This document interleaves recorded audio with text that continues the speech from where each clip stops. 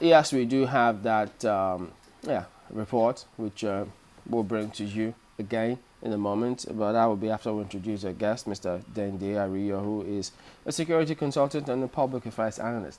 Thank you for coming on this morning. Good morning, yes. You listened to the debate, didn't you? Very well, yes. Okay, let's just get some part of it, and we'll always take it from there as we do.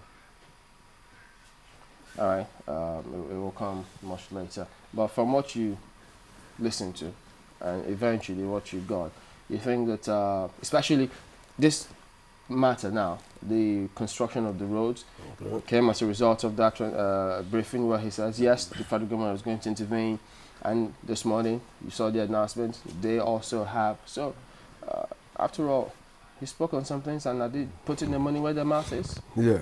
Well, generally, the chart revealed a more mature president, away from the last chat that he had with the media. And I wasn't surprised that the crown was terminated because I live in Lagos, and I go to Abeokuta more than 3 times a week. So I particularly pass that road. And before it got to the present state, my house in Lagos to the one in Abeokuta would normally take me 45 minutes. But lately, it's been taking 2, 3, 4 hours. And it was looking irredeemable. Okay, so for me, it's a reflection of the new thinking in government. And I should hope that they will move things faster next time. Because before you see that Robinson, the contract was terminated, and 2 other people came in, RCC and Baga, asked to go and take on the job. The only thing is, you want to ask questions. How were they pre-qualified? How was who pre-qualified? It was Baga and RCC. Because termination was announced simultaneously, those who would do the job. I mean, you want to ask yourself, how are they pre-qualified? Well, the mistakes that were made in picking Bi-Courtney should not be repeated in this case again. Otherwise, we're back to square zero. But I think somebody somewhere would have done the homework before picking those two, because they are very competent. Anyway, my only worry is Baga could be busy because they have a lot of jobs around Nigeria. Okay? Then would that affect the speed at which to deliver on this expressway? Okay, well, let's listen to some the chat, and we'll take more response from there. The president and the governors, as we can attest, the first For those key national issues, the president's first stop was the ongoing constitution amendment process across the country, spearheaded by the National Assembly. The president was clear on the referendum idea.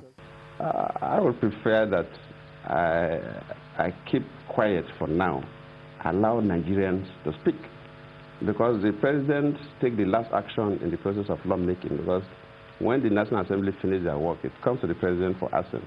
It would not be proper for me now to begin to impose my ideas on Nigerians.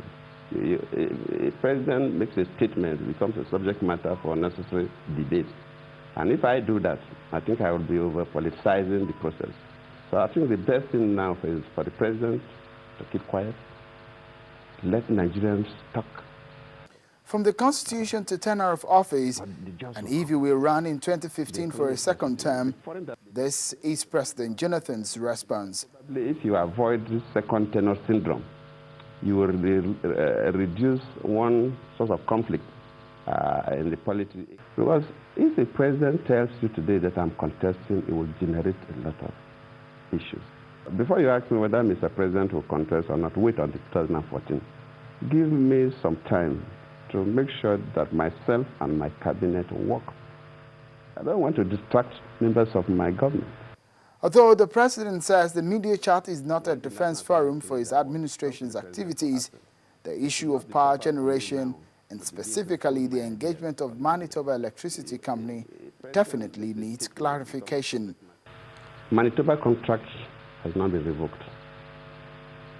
And so we saw some loopholes that were not properly done, and we feel that, look, a government, when you are doing something, it's good to do it properly, so that even if you leave, after 1 year, 2 years, or 3 years, nobody will invite you to come and ask questions.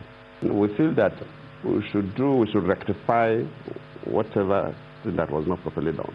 And in fact, I've given the relevant departments of government up to Tuesday to get things sorted out, so that if it requires my final authorization, I'll get that done before close of work on Tuesday.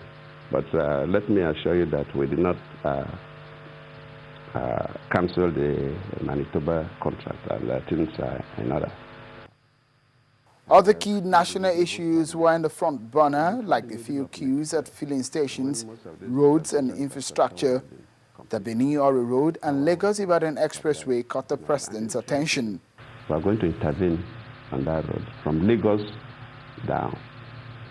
I don't think as a responsible government we can continue to allow Nigerians to suffer. That is the busiest road in this country. It's beyond Southwest, because that is the busiest road in this country.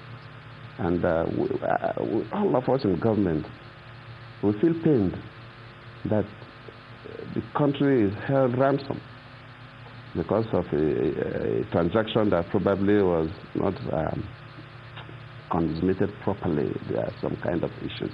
But we cannot continue that way. We will intervene on that road. It was an opportunity for the president to set the record straight and correct some notions he felt were wrongly circulated. But in his words, there's a show that much has been done so far, but so much still needs to be done. Sheung Okimbaloye, reporting for Channels Television. Okay, so there you have that excerpts of the presidential media chat, and of course we already have responses. I think people just seem to be focusing on the roads aspect. Some think, yes, it got it right. Others think, why are they focusing on? Well, Yusuf Twain says, terminating Bi-Courtney's contract is long overdue. However, what's happening to Ibadan-Ilorin Expressway that the former president started? So now they're raising questions concerning previous roads, Deinde Ariyo, which they say they will intervene.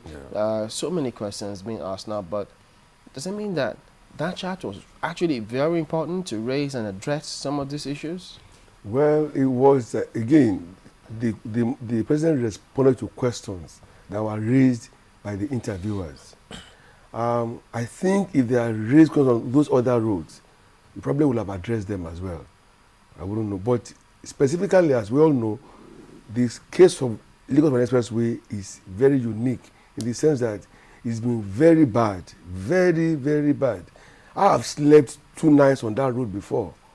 You know, I mean, one, I was going to Abeokuta for a meeting that was scheduled for 4 p.m. I left my office 8 a.m. in the Bagnikoro.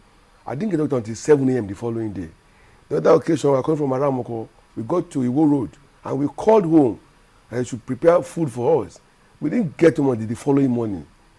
You know, I mean, people have tales of woes to tell on all these roads, but the Lagos Ibadan Expressway has been very, very pathetic. I've seen people coming to get married in Lagos, missing their wedding engagement, I mean, wedding service and all of that. So for me, that can even be addressed so promptly indicates that sooner than later, others too will be touched. So you get a sense. You get a sense of because they give the impression immediately Julius Berger is supposed to move in, RCC take the other end. Should you expect any timeline so that people can plan around it, or just hold on, let them work for a little while, and then you ask more questions later? Well, for the job to be valid, there must be a timeline. I'm sure what they just did was to give us an inkling and a little insight into what they're doing. In the couple of days to come, there definitely will be more explanation on the nature of the contract, the time schedule, and how it's going to go.